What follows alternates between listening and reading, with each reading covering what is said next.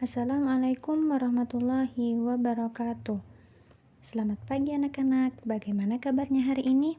Semoga Allah senantiasa melindungi kita. Baiklah, sebelum belajar, silahkan persiapkan alat tulis dan jangan lupa berdoa. Hari ini kita akan belajar tema 1, subtema 3, muatan pembelajaran IPS tentang pengaruh kondisi geografis pada kehidupan masyarakat. Pengaruh geografis Indonesia sebagai negara maritim dan kepulauan memberi pengaruh atau dampak bagi kehidupan masyarakat di berbagai bidang. Setiap pulau memiliki karakteristik masing-masing, meliputi kondisi alam dan kondisi sosial budayanya. Indonesia sebagai negara maritim dan kepulauan memberikan banyak keuntungan bagi bangsa Indonesia.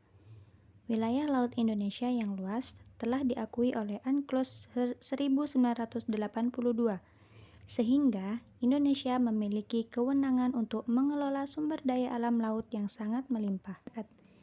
Dampak sebagai negara maritim serta kepulauan di bidang ekonomi misalnya 1. Terbukanya lapangan pekerjaan masyarakat di bidang wisata bahari. Yang kedua, tercipta lapangan pekerjaan pengelolaan sumber daya alam laut seperti ikan, kerang, rumput laut, garam, dan lain-lain. Dan yang ketiga, terbukanya lapangan pekerjaan di bidang jasa transportasi laut antar pulau. Kondisi geografis berupa pantai akan memberikan jenis lapangan pekerjaan pada masyarakatnya, seperti halnya nelayan, petani garam, petani rumput laut, peternak udang, dan penyedia jasa wisata bahari. Kondisi geografis berupa dataran rendah akan memberikan jenis lapangan pekerjaan pada masyarakat yang tinggal di wilayah tersebut, seperti petani persawahan, petani palawijaya, pekerja kantoran, dan pekerja pabrik. Sedangkan di dataran tinggi, jenis lapangan pekerjaan pada masyarakatnya seperti petani perkebunan kopi, teh, atau coklat, penyedia jasa wisata panorama dan camping, serta penyedia jasa wisata sumber air panas. Pengaruh kondisi geografis terhadap kehidupan sosial masyarakat. Indonesia merupakan negara maritim dan negara kepulauan yang berada di antara dua benua, yaitu benua Asia dan benua Australia. Hal tersebut menyebabkan Indonesia menjadi jalur perdagangan dunia.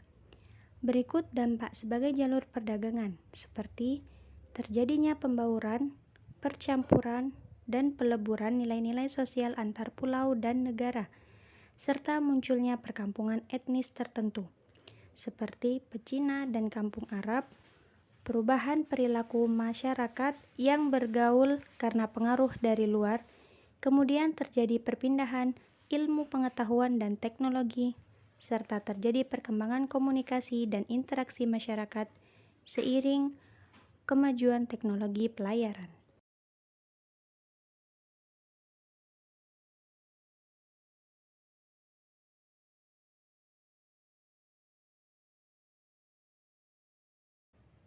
Pengaruh kondisi geografis terhadap budaya masyarakat.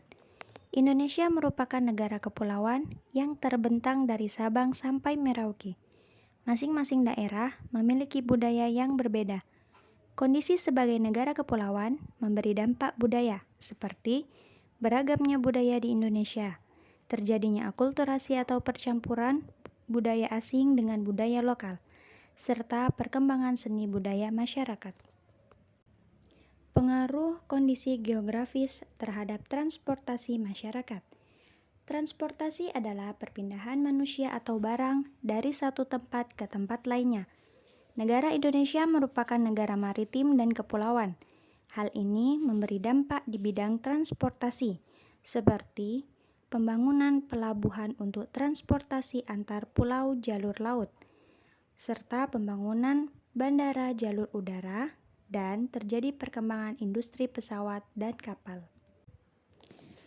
Baiklah, kesimpulannya, dampak positif dari kondisi geografis sebagai negara maritim dan kepulauan. Yang pertama, Indonesia terletak di jalur perdagangan dunia. Yang kedua, Indonesia kaya akan budaya. Yang ketiga, sumber daya alam laut yang sangat melimpah. Yang keempat, Indonesia memiliki potensi menjadi negara pariwisata. Yang kelima, Indonesia memiliki keanekaragaman hayati yang melimpah atau flora dan fauna yang melimpah. Yang keenam, penyebaran ilmu pengetahuan dan teknologi, serta yang ketujuh, terciptanya lapangan pekerjaan sehingga memajukan ekonomi masyarakat. Adapun dampak negatifnya, yang pertama, masuknya budaya asing yang tidak sesuai dengan nilai-nilai Pancasila. Yang kedua, terjadi banyak pencurian ikan di perairan Indonesia. Yang ketiga, semakin tersingkirnya transportasi tradisional. Dan yang keempat, terjadinya eksplorisasi atau pengambilan sumber daya alam laut besar-besaran yang tidak diimbangi oleh kearifan lingkungan. Sampai di sini dulu materi pembelajaran kita pada hari ini. Silakan pahami terlebih dahulu materi yang telah kita pelajari. Kemudian kerjakan soal yang telah ada pada deskripsi di bawah ini. Selamat belajar dan sampai jumpa. Wassalamualaikum warahmatullahi wabarakatuh.